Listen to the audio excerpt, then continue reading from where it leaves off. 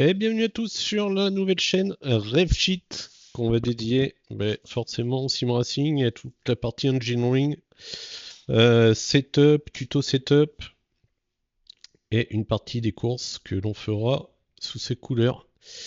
Pour l'instant, on est toujours racer, mais on a monté cette structure justement dans le but de parler setup, parler physique et partager un petit peu avec la communauté. Donc on a développé notre outil qu'on va enfin présenter. Donc Motec, tout le monde connaît Motec. Donc nous avons nos petites worksheets avec toutes les formules de maths. Ça demandait pas mal de courage. Parce que, voilà, des maths, je pense qu'il y a de quoi s'amuser avec les datas sur toutes les voitures. Bon, actuellement, on reprend toutes les GT3, GT4, GTE, GTP, LMP2. Donc je vais terminer de renseigner tous les datas. Par exemple, pour L, j'ai pu récupérer des valeurs constructeurs. Donc c'est plutôt pas mal. Pour exemple, donc de l'utilisation. Tiens, c'est marrant parce que là ça sort blanc. Alors qu'il y a tout le texte avec la changelog et tout. Bon, bref, c'est pas grave. On prend un exemple d'une télémétrie que j'ai faite. Alors les temps, on en a rien à foutre. Hein, que j'ai faite sur Daytona en Ford GTE. Vu que c'est la semaine d'Eto. Pour vous présenter un petit peu ce qui a été fait, quoi. Donc on retrouve la vue télémétrie, tout ce qui est de plus basique. Avec le fuel level, combien on va consommer par heure et le fuel sur 30 minutes. Donc là, sur un tour, forcément, ça va pas trop parler, mais si on fait un stint complet, c'est toujours intéressant de savoir en prévision d'une endurance. Là, on a notre vue sous virage et sur virage. Donc over et understeer, qui est splitté en deux. Donc là, on a toute la partie yaw. Là, on a un average, donc le slip front, c'est le taux de glisse du train avant et le taux de glisse du train arrière. Donc là, on a une heatmap pour voir un petit peu où ça merdoit. Bon, sans détonnant, on se doute, c'est un petit peu facile de savoir bus stop, T1, l'entrée T1 qui est chaude, T2, T3. Donc là, il n'y a pas trop de surprise. On a notre delta latéral, forcément, et on a une moyenne. Alors attention sur ça, parce que malheureusement avec Motec, ça va être sur l'intégralité de la télémétrie qu'on va charger. Où on va calculer directement en numérique en fait la dérive train avant et la dérive train arrière. Donc là on peut voir que la caisse elle est plutôt ultra stable. Et après forcément si on veut filtrer tout ça et bosser par lap, il y a un endroit, on a toujours le lap editor. Si on a 50 000 tours pour aller voir, il faut faire une analyse vraiment tour par tour là pour avoir des values correctes. Sinon il va prendre look lap. Et si sur un style complet vous avez spiné tout, vous allez avoir des valeurs un peu à la con. Donc ça, c'est le point où il faut se méfier. Et malheureusement, j'ai pas trouvé de contre. J'ai essayé de faire des filtres by lap, mais le truc il est à la rue. Là, on passe à la section des barres anti-roulis avant et arrière. Donc on a une fonction linéaire, une dérivée, toute conne. Donc on sait que sur des GT en général entre 0,4, 0,5, on est sur des valeurs idéales. Donc j'ai, pour régler la barre avant, régler la barre arrière et ma balance entre les deux pour essayer de foutre une target ouais, plus vers 0, j'aime bien 0,48, 0,50, c'est stable. Là on a notre roulis et là on a un spread de data pour voir un petit peu ce que ça donne entre les deux barres. Et là, classique, notre vitesse, nos G en longi qu'on prend sur le circuit, nos G latéraux, très très important. Donc on peut voir que quand on passe le bus stop, qu'on tape les freins, ben, là on arrive à 2,7 et on se prend un peu de neg. De 2,7 on passe à moins 2G négatif.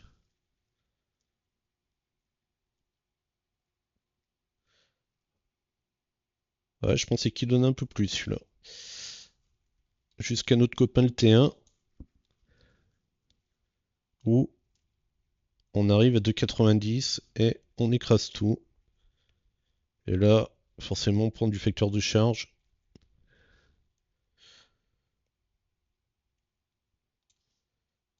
Donc ça, c'est notre partie G. Là, le steering, donc les degrés volants et le couple généré dans la colonne de direction.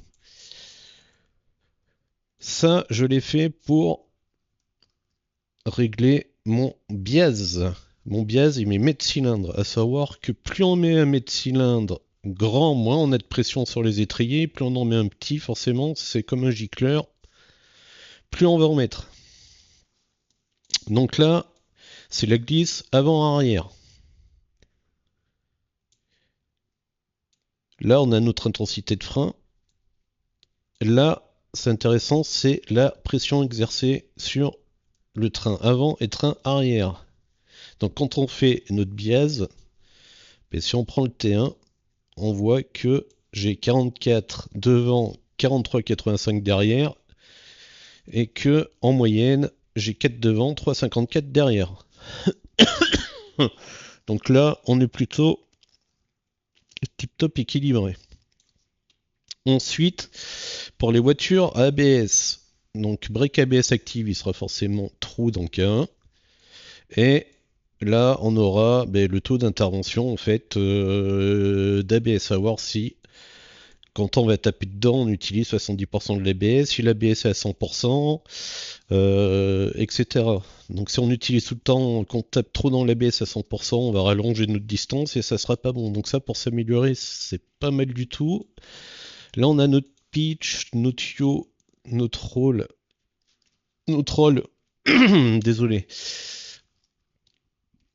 c'est classique. Là, on a notre différentiel arrière avec le taux de glisse toujours de notre train arrière et une heatmap de notre différentiel arrière. Donc si jamais je vais bloquer mon diff ou que je vais avoir des merdes, je vais le voir direct sur quel passage, quel secteur, quel virage, bref, sur ma heatmap. Là, on a des valeurs qui sont calées, donc ça bouge pas. Donc en général, on évite de dépasser. Quand j'arrive à 5%, je commence à retravailler un peu mon merdier, à revoir pour en mettre plus, voir les nombres de disques dedans et refaire mon couple de précharge. Là, très important à comprendre, différentiel avant, ça ne concerne que les supercars, les V8 quand on un diff avant, un diff arrière, et ce magnifique 99P qu'ils ont foiré, mais ça c'est un autre sujet, pour régler son différentiel avant. Donc là, il me sert absolument à rien. Donc ça, je pourrais faire une vidéo spéciale 499p, ce qu'on a fait dessus justement pour se faire chier à régler au mieux tout ça. Et là, une fois de plus, sur les 4 roues, donc toutes les bagnoles 4 roues et cette belle 499p, toujours, là, ça nous sert à rien. On a la répartition couple entre le train avant et le train arrière. Donc là, on est sur une propale, donc forcément, on a des valeurs proches de 0. Et le but, c'est pareil, en fait, sur la Ferrari, entre 0,15, 0,20, on va être bien sur le train avant, quoi. Donc ça, c'est ultra important. si on fait de la GTP quand on veut se mettre à la féfé. Donc ça a été fait exprès. Ensuite, on a une partie classique au niveau des suspensions. Donc là, il n'y a pas grand chose à dire. Tous ceux qui utilisent Motec connaissent. Là, c'est pareil. Avec notre Note 0, la Low Rebound, la Fast Rebound, la Low Comp et la High Comp. Donc là, on peut voir que je me suis fait chier à la caler. Bon, là, c'est pour faire du réglage hydro en mode je suis un petit peu gogol et on voit détente totale front, compression totale, pour vraiment aller caler au poil de cul. Là, on a notre hauteur de caisse en statique. Donc ça, c'est très important en fait de faire un tir au pit à 0. On reste 5 secondes dans les pits et en fait, on va les renseigner. Ensuite, notre statique arrière, notre statique avant, pour ensuite faire les calculs aéro et pour qu'on soit dans des valeurs au plus juste. Idem pour les ressorts. Les ressorts d'amorto, on va les renseigner aussi ici.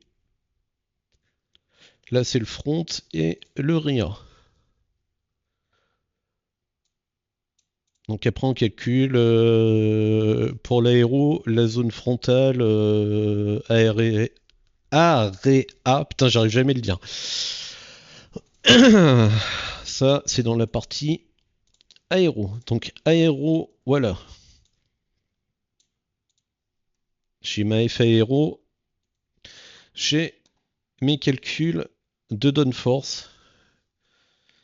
Donc moi j'ai vérifié avec la GTE, j'ai 0,3% d'écart avec le calculateur qui est intégré à iRacing quand on enseigne correctement. La front RH at speed et la front rear at speed.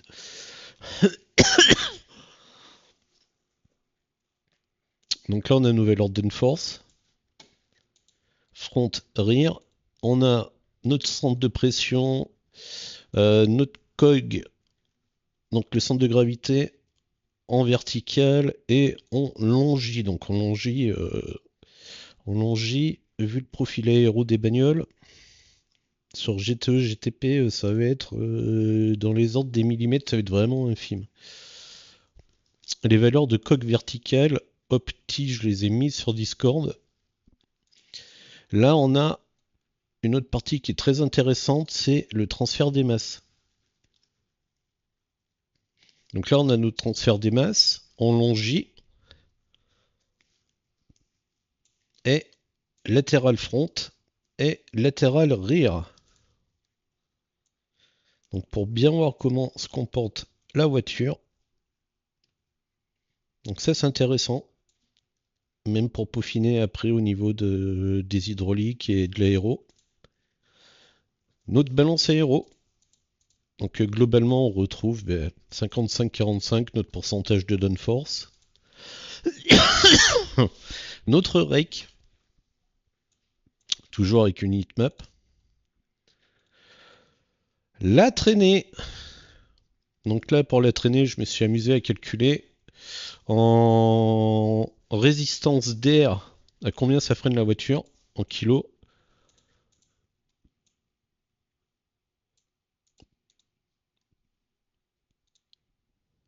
Notre drag to downforce. Pareil, heatmap et le ratio, l'average. Notre indicateur de stabilité.